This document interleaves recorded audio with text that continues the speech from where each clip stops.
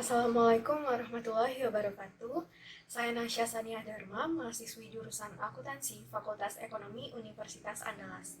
Saya akan mempresentasikan skripsi saya yang berjudul Pengaruh Corporate Governance terhadap Cash Holding. Penelitian ini dibimbing oleh Profesor Dr. Niki Lutfirman, SE, MBA, AKCA. Topik pembahasan dalam presentasi ini yang pertama pendahuluan, yang kedua tinjauan pustaka, yang ketiga metode penelitian, yang keempat hasil dan pembahasan, dan yang terakhir adalah penutup. Pada bagian pendahuluan, saya akan menjelaskan latar belakang masalah, rumusan masalah, tujuan penelitian, dan manfaat penelitian. Latar belakang dari penelitian ini, yang pertama, manajemen kas sangat penting bagi perusahaan untuk mengendalikan operasional dan menjaga likuiditas, terutama saat perusahaan menghadapi krisis ekonomi atau ketidakpastian yang tinggi, seperti pada masa pandemi COVID-19 saat ini. Perusahaan menghadapi berbagai kendala yang berkaitan dengan operasional, sehingga perusahaan harus mempertahankan kondisi kasnya untuk terus mampu mempertahankan kelangsungan bisnisnya. Dalam beberapa tahun terakhir, banyak terjadi kasus pelanggaran corporate governance di Indonesia. Di antaranya kasus pada PT Garuda Indonesia Persero Tbk, di mana telah terjadi penyalahgunaan wewenang untuk kepentingan pribadi oleh direksi perusahaan. Indikasi penyalahgunaan dana perusahaan juga terjadi pada PT Electronic City Indonesia Tbk pada Februari 2020 lalu. Kemudian, kegagalan dalam penerapan corporate governance juga terjadi pada PT Asuransi Jiwasraya Persero. 3 prinsip corporate governance yang gagal diterapkan oleh Jiwasraya adalah transparansi, akuntabilitas, dan responsibilitas. Kasus tersebut menjadi bukti bahwa perusahaan yang tidak menerapkan corporate governance secara efektif akan mengalami berbagai permasalahan, mulai dari permasalahan internal hingga kegagalan bisnis yang pada akhirnya akan mengakibatkan kerugian bagi perusahaan dan para stakeholder. Kaitan dengan cash holding, kas sebagai aset yang paling liquid jika jumlahnya terlalu tinggi akan meningkatkan potensi manajer untuk melakukan tindakan yang bersifat oportunistis, misalnya penyalahgunaan dana perusahaan untuk kepentingan pribadi dan pengelolaan investasi yang tidak efisien. Sehingga free cash flow yang tinggi pada perusahaan akan meningkatkan potensi terjadinya konflik kepentingan antara manajer dengan pemegang saham. Untuk mereduksi masalah agensi tersebut, dibutuhkan suatu sistem yang disebut dengan corporate governance. Penerapan corporate governance yang efektif akan mampu melindungi kepentingan berbagai pihak, sehingga dapat mencegah terjadinya masalah keagenan yang timbul akibat adanya free cash flow. Lemahnya penerapan corporate governance dan kurangnya pengawasan terhadap manajer akan meningkatkan kesempatan manajer untuk memanfaatkan sumber daya perusahaan untuk kepentingan pribadi, sehingga sumber daya kas menjadi investasi yang tidak efisien yang kemudian dapat menurunkan nilai perusahaan. Oleh sebab itu, cash holding pada perusahaan harus dikelola secara efisien, sehingga tidak menimbulkan konflik antara elemen perusahaan. Penelitian ini menguji secara empiris apakah terdapat pengaruh corporate governance terhadap cash holding. Ini merupakan studi pada perusahaan yang termasuk sektor consumer goods industry yang terdaftar di Bursa Efek Indonesia tahun 2015 sampai 2019. Sektor barang konsumsi merupakan sektor yang paling minim koreksi pada kuartal pertama tahun 2020. Artinya, sektor barang konsumsi merupakan sektor yang paling defensif sehingga dianggap menjadi sektor yang stabil. Selain itu, sektor barang konsumsi merupakan sektor yang mencatatkan nilai ekspor tertinggi dari sektor non-migas pada tahun 2019. Dari latar belakang masalah tersebut, maka rumusan masalah dalam penelitian ini yang pertama, apakah kepemilikan keluarga berpengaruh terhadap cash holding?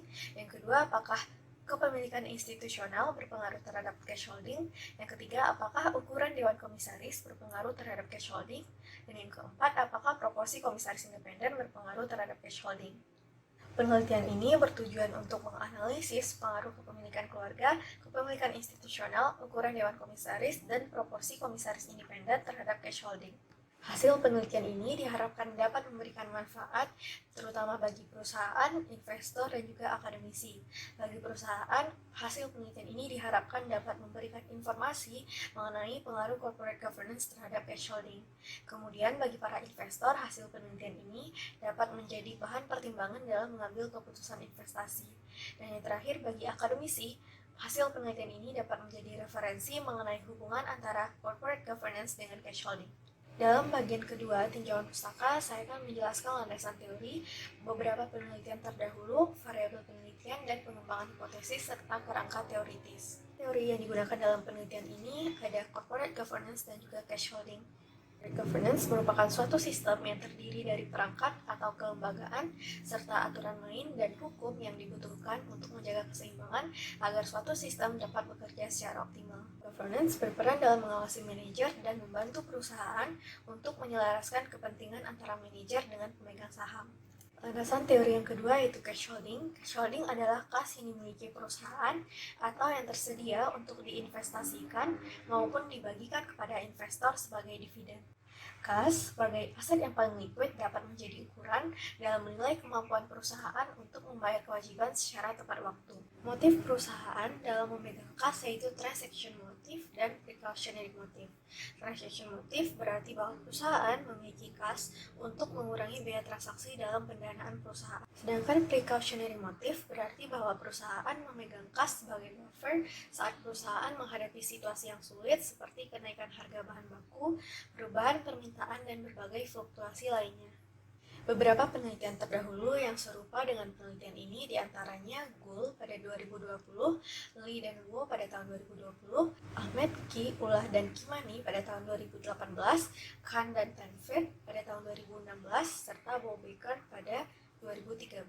Beberapa variabel yang berkaitan dengan corporate governance yang digunakan dalam penelitian ini adalah kepemilikan keluarga, kepemilikan institusional, ukuran dewan komisaris, dan proporsi komisaris independen. Yang pertama, kepemilikan keluarga. Di Indonesia, sebagian besar perusahaan go public dikendalikan oleh keluarga. Kepemilikan keluarga memiliki insentif yang kuat dalam mereduksi biaya keagenan. Perusahaan dengan kepemilikan keluarga sebagai pemilik mayoritas harus didukung oleh kualitas dari manajemen dan pengawasan yang optimal untuk mencegah terjadinya konflik keagenan yang berkaitan dengan free cash flow. Yang kedua, kepemilikan institusional. Kepemilikan institusional adalah kepemilikan oleh investor institusi yang terdiri dari bank, perusahaan asuransi, dana pensiun, dan juga reksadana. Adanya kepemilikan institusional pada perusahaan akan meningkatkan efektivitas pengawasan terhadap manajemen, sehingga dapat mencegah konflik kepentingan antara manajer dengan pemegang saham. Yang ketiga, ukuran Dewan Komisaris. Berdasarkan Undang-Undang Nomor 40 Tahun 2007 tentang Perseroan Terbatas, Dewan Komisaris adalah organ perseroan yang memiliki tugas untuk melakukan pengawasan atas kebijakan dan jalannya kepengurusan, baik mengenai perseroan maupun usaha perseroan, serta memberikan nasihat kepada direksi untuk kepentingan perseroan. Yang keempat, proporsi komisaris independen. Berdasarkan Undang-Undang Nomor 40 Tahun 2007 tentang Perseroan Terbatas, komisaris independen merupakan komisaris yang diangkat berdasarkan keputusan rapat umum pemegang saham dan berasal dari pihak yang tidak terafiliasi dengan pemegang saham utama, anggota direksi, dan atau anggota dewan komisaris lainnya. Berdasarkan Peraturan Otoritas Jasa Keuangan Nomor 33 Tahun 2004 tentang Direksi dan Dewan Komisaris Emiten, jumlah komisaris independen wajib paling kurang 30% dari jumlah seluruh anggota Dewan Komisaris. Variable control yang digunakan dalam penelitian ini diantaranya bank relationship, ukuran perusahaan, leverage, return on assets, dan cash flow. Untuk variabel kontrol yang pertama yaitu bank relationship, sumber pembiayaan perusahaan di Indonesia didominasi dari pembiayaan melalui lembaga perbankan. Bank dipercaya memiliki keunggulan dalam mengawasi aktivitas perusahaan dan memperoleh informasi tentang perusahaan, sehingga dapat mengurangi biaya yang timbul dari konflik agensi dan asimetri informasi. Perusahaan yang memperoleh pembiayaan secara eksternal melalui bank akan memiliki cash holding yang lebih kecil karena perusahaan artinya memiliki akses yang baik terhadap pembiayaan eksternal. Peran perusahaan menggambarkan sumber daya yang digunakan perusahaan dalam operasionalnya. Perusahaan besar umumnya memiliki akses yang lebih baik untuk pendanaan eksternal, sehingga perusahaan besar cenderung memiliki cash holding yang lebih kecil. Yang ketiga yaitu leverage. Perusahaan yang memiliki tingkat leverage yang tinggi mengindikasikan bahwa ia mampu memperoleh dana yang lebih dari pihak eksternal berupa utang, sehingga cash holding akan menurun ketika perusahaan mengalami kenaikan utang. Keempat yaitu return on assets atau yang disingkat dengan ROA. ROA merupakan ukuran yang berfokus pada kinerja perusahaan secara keseluruhan dan merefleksikan tingkat pengembalian tahunan yang dihasilkan oleh perusahaan. Cash flow menggambarkan sumber kas dari perusahaan. Dari beberapa penelitian ditemukan bahwa cash flow dengan cash holding memiliki hubungan yang positif. Artinya, perusahaan dengan cash flow yang tinggi akan mengutamakan pembiayaan secara internal yang berasal dari cash holding. Berdasarkan landasan teori dan penelitian terdahulu sebelumnya, hipotesis dalam penelitian ini terdiri dari hipotesis pertama, yaitu kepemilikan keluarga berpengaruh positif terhadap cash holding. Yang kedua, kepemilikan institusional berpengaruh negatif terhadap cash holding. Hipotesis yang ketiga, ukuran dewan komisaris berpengaruh positif terhadap cash holding. Dan yang keempat, proporsi komisaris independen berpengaruh negatif terhadap cash holding. Berikut adalah kerangka teoritis dari penelitian ini, bahwa variabel independen dalam penelitian ini ada 4, yaitu kepemilikan keluarga, kepemilikan institusional, ukuran dewan komisaris, dan proporsi komisaris independen. Sedangkan variabel kontrol dalam penelitian ini adalah bank relationship, ukuran perusahaan, leverage, return on asset, dan cash flow. Sedangkan variabel dependen dalam penelitian ini adalah cash holding. Ketiga yaitu metode penelitian yang menjelaskan mengenai desain penelitian, populasi dan sampel, sumber data dan metode pengumpulan data, variabel dan pengukuran, serta teknik analisis data. Penelitian ini merupakan penelitian dengan pendekatan kuantitatif. Populasi dalam penelitian ini adalah perusahaan yang termasuk sektor consumer goods industry yang terdaftar di Bursa Efek Indonesia periode 2015 sampai 2019. Dalam pengambilan sampel, penelitian ini menggunakan rumus Lovin untuk menentukan ukuran sampel, kemudian menggunakan teknik purposive sampling untuk pengambilan sampel. Sumber data dalam penelitian ini adalah data sekunder yang diperoleh dari situs resmi Bursa Efek Indonesia dan situs resmi perusahaan. Metode pengumpulan data dalam penelitian ini adalah teknik dokumentasi dengan meneliti laporan tahunan perusahaan. Model penelitian ini adalah model regresi linear berganda. Dari 233 populasi dalam penelitian ini, 4 anggota populasi tidak mempublikasikan laporan tahunan secara konsisten selama periode 2015 sampai 2019 melalui situs Bursa Efek Indonesia atau situs resmi perusahaan. Dan 151 anggota populasi tidak memiliki data yang dibutuhkan dalam pengukuran variabel penelitian secara lengkap. Dan terdapat satu sampel outlier sehingga jumlah sampel penelitian ini sebesar 77. Total ini sesuai dengan ketentuan dari rumus Lovin yang telah diperoleh sebesar 70. Variabel dan pengukuran dalam penelitian ini yang pertama variabel dependen yaitu cash holdings yang diukur menggunakan proksi kas dan setara kas dibagi dengan total aset dikurang kas dan setara kas. Selanjutnya variabel independen yaitu kepemilikan keluarga diukur menggunakan proksi total saham yang dimiliki oleh keluarga dibagi dengan total saham yang diterbitkan. Kedua, kepemilikan institusional diukur menggunakan total saham yang dimiliki oleh institusi dibagi dengan total saham yang diterbitkan.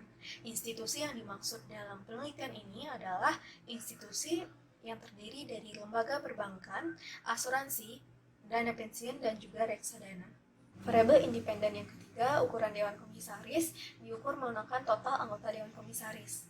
Dan yang keempat, proporsi komisaris independen diukur menggunakan total anggota komisaris independen dibagi dengan total anggota dewan komisaris. Untuk variabel kontrol, bank relationship diukur menggunakan total utang bank dibagi dengan total utang. Ukuran perusahaan diukur menggunakan logaritma natural total aset. Leverage diukur menggunakan debt to equity ratio. Return on assets diukur menggunakan laba bersih dibagi total aset. Untuk cash flow diukur menggunakan operating income dibagi total aset dikurangi kas dan setara kas. Teknik analisis data yang digunakan dalam penelitian ini, yang pertama analisis statistik deskriptif, yang kedua uji asumsi klasik yang terdiri dari uji normalitas, uji multikolinearitas, uji heteroskedastisitas, dan uji autokorelasi, serta uji hipotesis menggunakan uji koefisien determinasi, uji F, dan juga uji T. Hasil dan pembahasan yang berisi analisis data dan pembahasan hasil pengujian hipotesis. Dalam penelitian ini, untuk menganalisis data digunakan program Statistical Package for Social Science atau SPSS versi 23. Hasil analisis statistik deskriptif memberikan gambaran mengenai variabel independen, variabel dependen, dan juga variabel kontrol yang dilihat dari nilai rata-rata atau mean, nilai maksimum, nilai minimum, dan standar deviasi. Dari hasil analisis statistik deskriptif, Cash holding berkisar antara 0,04% sampai dengan 69,15% dari aset bersih perusahaan, yaitu total aset dikurangi dengan kas dan setara kas. Perusahaan yang menjadi sampel penelitian ini memiliki cash holding dengan rata-rata sebesar 11,57% dengan standar deviasi 13,58%. Kemudian, kepemilikan keluarga berkisar antara 6,50% sampai dengan 87,80% dari total kepemilikan saham perusahaan. Nilai rata-rata kepemilikan keluarga pada perusahaan sampel adalah 53,23% dengan standar deviasi 24,84%. Selanjutnya, perusahaan yang menjadi sampel penelitian ini memiliki kepemilikan institusional yang berkisar antara 0,0006% sampai dengan 69,9267% dari total seluruh kepemilikan saham perusahaan, dengan nilai rata-rata 16,15% serta standar deviasi 18,58%.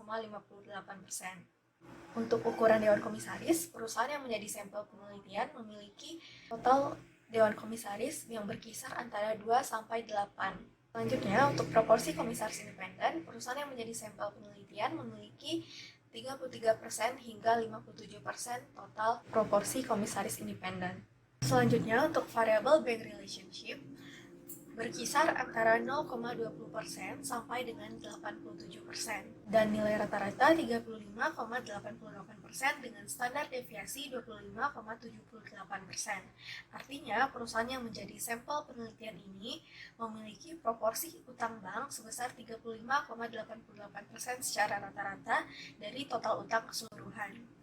Untuk variabel ukuran perusahaan yang diproksikan dengan logaritma natural total asset, ukuran perusahaan berkisar antara 25,62 hingga 30,64 dengan nilai rata-rata 28,0387 dan standar deviasi 1,24911. Untuk variabel leverage, perusahaan yang menjadi sampel penelitian ini memiliki nilai minimum leverage 0,04 dan nilai maksimum sebesar 3,34. Nilai rata-rata leverage 0,7953 dengan standar deviasi 0,5683. Untuk variable return on assets atau ROA, nilai ROA pada perusahaan sampel berkisar antara minus 0,097 hingga 0,527 dengan rata-rata 6,65%. Artinya, perusahaan yang menjadi sampel penelitian ini mampu menghasilkan laba dengan rata-rata 6,65% dari total asetnya. Untuk variable cash flow, nilai cash flow pada perusahaan sampel berkisar antara 0,0797 hingga 0,7808. Nilai rata-rata cash flow pada perusahaan sampel adalah 12,31% dengan standar deviasi 16,23%. Untuk analisis uji asumsi klasik, model penelitian ini memenuhi seluruh kriteria dalam pengujian asumsi klasik. Yang pertama, hasil uji normalitas menunjukkan bahwa nilai signifikansi 0,074, artinya lebih dari 0,05, sehingga disimpulkan bahwa data terdistribusi secara normal.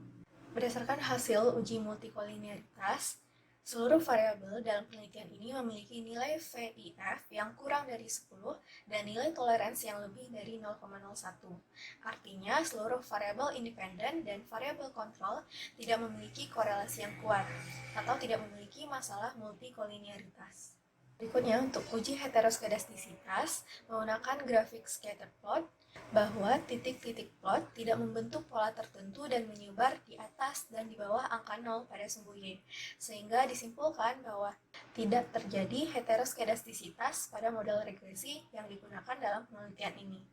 Untuk hasil uji autokorelasi, nilai Durbin-Watson 1,997, artinya berkisar antara negatif 2 dengan positif 2. Sehingga dapat disimpulkan tidak terdapat gejala autokorelasi antar data berdasarkan urutan waktu. Dalam pengujian hipotesis yang pertama, uji koefisien determinasi yang dilakukan untuk mengetahui seberapa besar kemampuan variabel independen dalam menjelaskan variabel dependen. Dalam penelitian ini, nilai koefisien determinasi yang digunakan adalah nilai adjusted R-square 0,446, artinya bahwa 44,6% variabel cash holdings dapat dijelaskan oleh variabel independen, yaitu kepemilikan keluarga, kepemilikan institusional, ukuran Dewan Komisaris, dan proporsi komisaris independen, serta variabel kontrol yang terdiri dari bank relationship, ukuran perusahaan, leverage, return on assets, dan cash flow. Sedangkan 55,4% dijelaskan oleh variabel lain yang tidak termasuk dalam variabel penelitian. Berikutnya untuk hasil uji statistik F, nilai F hitung sebesar 7,809 dengan nilai signifikansi sebesar 0,000. Nilai signifikansi yang diperoleh dari uji statistik F ini kurang dari 0,05. F hitung sebesar 7,809 lebih dari F tabel, yaitu 2,02. Disimpulkan bahwa terdapat pengaruh secara simultan antara kepemilikan keluarga, kepemilikan institusional, ukuran Dewan Komisaris, dan proporsi komisaris independen, serta bank relationship, ukuran perusahaan, leverage, return on asset, dan cash flow terhadap cash holding. Dari hasil uji statistik T, maka diperoleh persamaan regresi untuk penelitian ini sebagai berikut. Nilai konstanta sebesar negatif 0,712, artinya jika variabel independen yang terdiri dari kepemilikan keluarga, kepemilikan institusional, ukuran Dewan Komisaris, dan proporsi komisaris independen, serta variabel kontrol yang terdiri dari bank relationship, ukuran perusahaan, leverage, return on asset, dan cash flow bernilai 0 atau konstan, maka cash holding akan berkurang sebesar 0,712. Pada variabel kepemilikan keluarga, nilai koefisien regresi bernilai negatif sebesar 0,120. Nilai koefisien ini menunjukkan jika variabel kepemilikan keluarga meningkat satu satuan dengan asumsi bahwa variabel lain adalah konstan, maka cash holding perusahaan akan menurun sebesar 12%. Variabel kepemilikan institusional memiliki nilai koefisien regresi negatif sebesar 0,167. Artinya, jika variabel kepemilikan institusional meningkat satu satuan dengan asumsi bahwa variabel lain adalah konstan, maka cash holding akan menurun sebesar 0,167 atau 16,7%. Variabel ukuran Dewan Komisaris memiliki nilai koefisien regresi negatif sebesar 0,021, yang artinya jika variabel ukuran Dewan Komisaris meningkat satu satuan dengan asumsi bahwa variabel lain adalah konstan, maka cash holding akan menurun sebesar 0,021 atau 2,1%. Untuk variabel proporsi komisaris independen memiliki nilai koefisien regresi yang negatif sebesar 0,369. Artinya, jika variabel proporsi komisaris independen meningkat satu satuan dengan asumsi variabel lain adalah konstan, cash holding akan menurun sebesar 0,369 atau 36,9%. Untuk variabel kontrol yang pertama yaitu bank relationship, nilai koefisien regresi negatif sebesar 0,188. Jika bank relationship meningkat satu satuan dengan asumsi variabel lain adalah konstan, cash holding akan menurun sebesar 18,8%. Untuk variabel ukuran perusahaan, nilai koefisien regresi sebesar positif 0,043. Jika ukuran perusahaan meningkat satu satuan dengan asumsi variabel lain adalah konstan, maka cash holding akan meningkat sebesar 4,3%. Untuk variabel leverage, nilai koefisien regresi negatif sebesar 0,020. Jika variabel leverage meningkat satu satuan dengan asumsi variabel lain adalah konstan, maka cash holding akan menurun sebesar 2%. Selanjutnya, variabel return on assets memiliki nilai koefisien regresi negatif sebesar 0,313. Artinya, jika variabel return on assets meningkat satu satuan dengan asumsi variabel lain juga konstan, maka cash holding akan menurun sebesar 31,3%. Terakhir, variabel cash flow memiliki nilai koefisien regresi positif sebesar 0,396. Jika variabel cash flow meningkat satu satuan dengan asumsi variabel lain konstan, maka cash holding akan meningkat 39,6%. Berdasarkan hasil uji statistik T, variabel-variabel dengan nilai signifikansi yang lebih dari 0,05 adalah kepemilikan keluarga, kepemilikan institusional, ukuran Dewan Komisaris, leverage, dan return on assets. Sehingga variabel tersebut tidak berpengaruh terhadap variabel dependen yaitu cash holding. Sedangkan variabel proporsi komisaris independen memiliki nilai signifikansi kurang dari 0,05 yaitu 0,033, serta bank relationship 0,002, ukuran perusahaan 0,001, dan cash flow 0,019. Artinya, proporsi komisaris independen, bank relationship, ukuran perusahaan, dan cash flow berpengaruh terhadap cash holding. Berdasarkan hasil uji T, nilai signifikansi kepemilikan keluarga 0,176, lebih dari 0,05, sehingga disimpulkan bahwa kepemilikan keluarga tidak berpengaruh terhadap cash holding, sehingga hipotesis pertama ditolak. Kepemilikan institusional memiliki nilai signifikansi 0,194, artinya lebih dari 0,05, sehingga kepemilikan institusional tidak berpengaruh terhadap cash holding, dan hipotesis kedua ditolak. Ukuran Dewan Komisaris tidak berpengaruh terhadap cash holding karena nilai signifikansi lebih dari 0,05, yaitu sebesar 0,075. Sedangkan variabel proporsi komisaris independen memiliki nilai signifikansi 0,033, artinya kurang dari 0,05. Hipotesis bahwa proporsi komisaris independen berpengaruh negatif terhadap cash holding diterima. Bagian terakhir yaitu penutup. Berdasarkan hasil dan pembahasan yang sebelumnya sudah dijelaskan, kepemilikan keluarga tidak berpengaruh terhadap cash holding. Begitupun kepemilikan institusional dan ukuran Dewan Komisaris. Sedangkan proporsi komisaris independen berpengaruh secara negatif terhadap cash holding. Keterbatasan dalam penelitian ini, yang pertama, penelitian hanya dilakukan pada perusahaan yang termasuk sektor consumer goods industry, sehingga hasil penelitian tidak dapat digeneralisasi kepada sektor lain ataupun seluruh perusahaan yang terdaftar di Bursa Efek Indonesia. Yang kedua, mekanisme corporate governance yang digunakan dalam penelitian ini hanya terdiri dari kepemilikan keluarga, kepemilikan institusional, ukuran Dewan Komisaris, dan proporsi komisaris independen. Dan variabel kontrol yang digunakan dalam penelitian ini hanya bank relationship, ukuran perusahaan, leverage, return on assets, dan cash flow. Di peneliti selanjutnya, penelitian dapat dilakukan pada sektor lain, seperti sektor industri dasar dan kimia, ataupun seluruh perusahaan yang terdaftar di Bursa Efek Indonesia, dan dapat mempertimbangkan indikator lain dalam pengukuran mekanisme corporate governance, serta dapat menambahkan variabel kontrol lain seperti dividen, atau menggunakan proksi lain untuk mengukur leverage seperti menggunakan rasio total utang terhadap aset bersih perusahaan. Berdasarkan kesimpulan bahwa kepemilikan keluarga, kepemilikan institusional, ukuran Dewan Komisaris tidak berpengaruh terhadap cash holding, sedangkan proporsi komisaris independen memberikan pengaruh secara negatif terhadap cash holding. Maka implikasi dari penelitian ini adalah bagi perusahaan, khususnya yang termasuk sektor consumer goods industry, untuk lebih meningkatkan fungsi dan tugas setiap unsur corporate governance sehingga dapat meningkatkan kualitas penerapan corporate governance agar dapat mereduksi konflik kepentingan yang berkaitan dengan kas dan meningkatkan efektivitas pengelolaan cash holding. Dan bagi peneliti, hasil penelitian ini dapat digunakan sebagai referensi yang berkaitan dengan praktik corporate governance pada sektor consumer goods industry. Yang terakhir, bagi investor, hasil penelitian ini dapat memberikan informasi terkait kualitas penerapan corporate governance dalam mereduksi konflik kepentingan yang berkaitan dengan cash holding sebagai bahan pertimbangan dalam mengambil keputusan investasi. Sekian presentasi skripsi saya. Terima kasih. Assalamualaikum warahmatullahi wabarakatuh.